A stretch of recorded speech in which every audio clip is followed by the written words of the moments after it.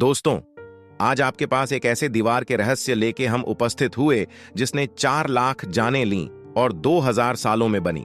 यह दुनिया का सबसे बड़ा मानव निर्मित अजूबा है। 7 विश्व चमत्कारों में शामिल हैं, सैकड़ों लड़ाइयों की गवाह। यह दीवार है मजबूती और वास्तुकला का अद्वितीय प्रतीक।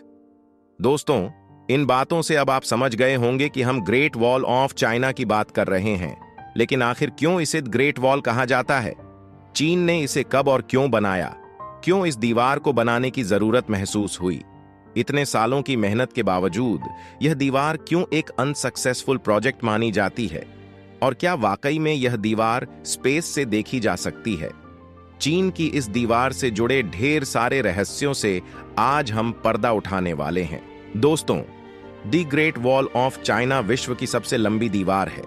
इसकी कुल लंबाई 21,096 किलोमीटर है। यह लंबाई इतनी है कि आप पृथ्वी का पूरा चक्कर लगा सकते हैं। भारत में कश्मीर से कन्याकुमारी तक की दूरी को 6 बार नापा जाए, तब जाकर इस दीवार की लंबाई के समान होगी।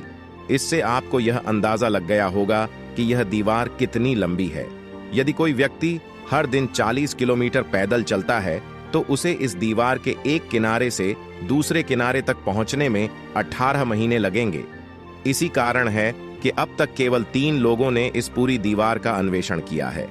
यह दीवार सीधी नहीं है और इसे एक बार में नहीं बनाया गया था, बल्कि इसे कई टुकड़ों में बांटकर बनाया गया है।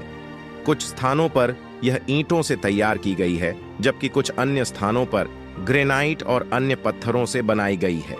यह दीवार चीन के उत्तरी भाग में स्थित है और बर्फीले रेगिस्तान से लेकर येलो रिवर तक फैली है।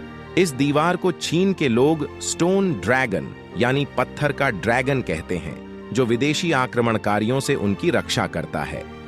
चाहे वास्तुकला हो या आर्किटेक्चर, यह दीवार एक शानदार कृति है।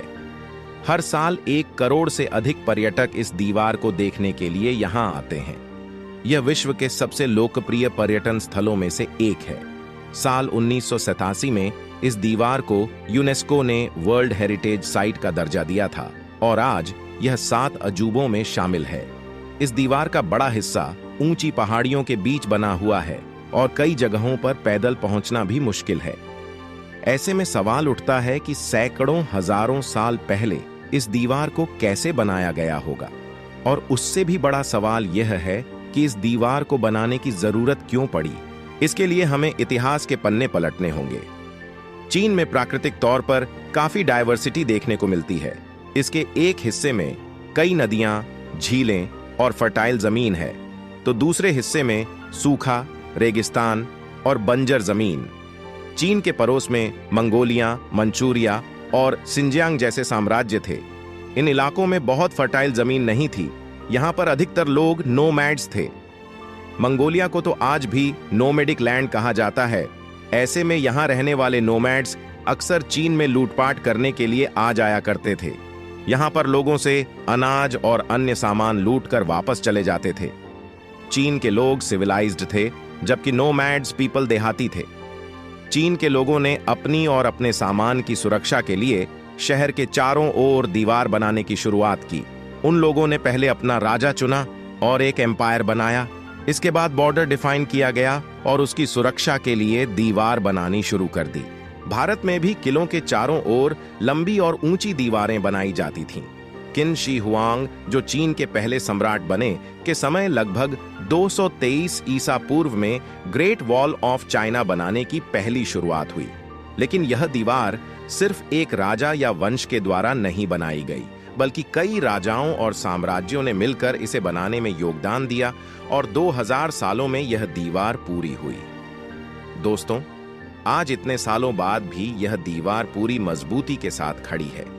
इसे बनाने के लिए चीन के राजाओं ने अपने समय के बेहतरीन इंजीनियरों की मदद ली थी। दीवार का अधिकतर हिस्सा मिट्टी की ईंटों से बना हुआ है। ये ईंटें वैसे ही बनाई जाती थीं जैसे आज घर बनाने के लिए इस्तेमाल होती हैं। मिट्टी से ईंटें बनाकर उन्हें घंटों तक भट्ठी में पकाया जाता था, जिससे वे मजबूत हो जाएं। लेकिन इन ईंटों का आकार आज की ईंटों के मुकाबले 4 गुना अधिक था। दीवार खड़ी करने से पहले नींव भरी जाती थी, जिसे ग्रेनाइट पत्थरों से भरा जाता था।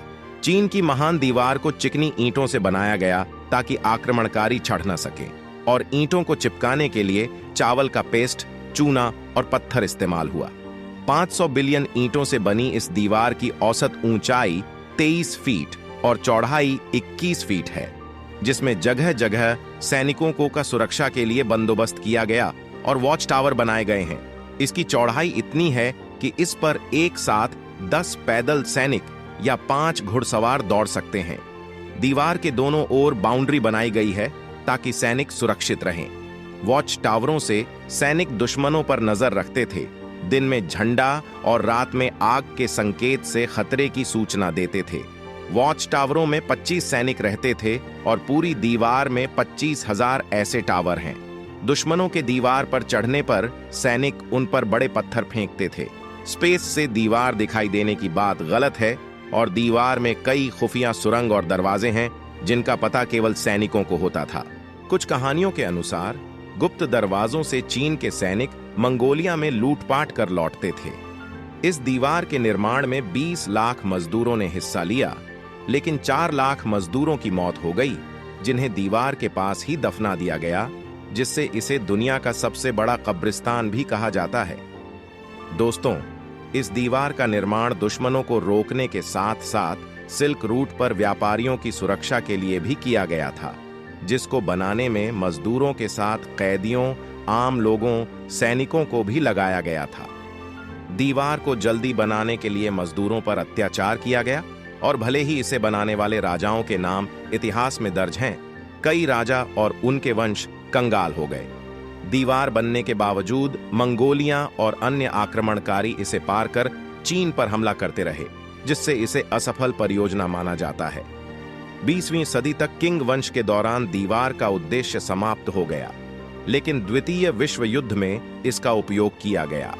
आज यह दीवार पर्यटकों के लिए आकर्षण का केंद्र है, लेकिन क्षति और तस्करी के कारण इसके संरक्षण की आवश्यकता है। उम्मीद करता हूं आपको ये जानकारी पसंद आई होगी और आपके प्रश्नों के उत्तर मिल गए होंगे। फिर भी अगर आपके पास कोई सवाल या सुझाव हो तो कृपया नीचे कमेंट सेक्शन में बताएं। यदि आपने कभी इस दीवार का दौरा किया है तो अपना अनुभव हमारे साथ साझा करें।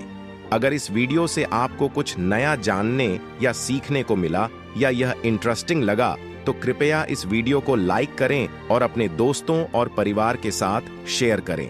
यदि आप इस चैनल पर नए हैं तो कृपया इस चैनल को सब्सक्राइब करें और बेल नोटिफिकेशन आइकन को ऑन करें ताकि आप हमारे आने वाले वीडियो मिस न करें। मिलते हैं फिर किसी नए टॉपिक के साथ, तब तक के लिए नमस्कार।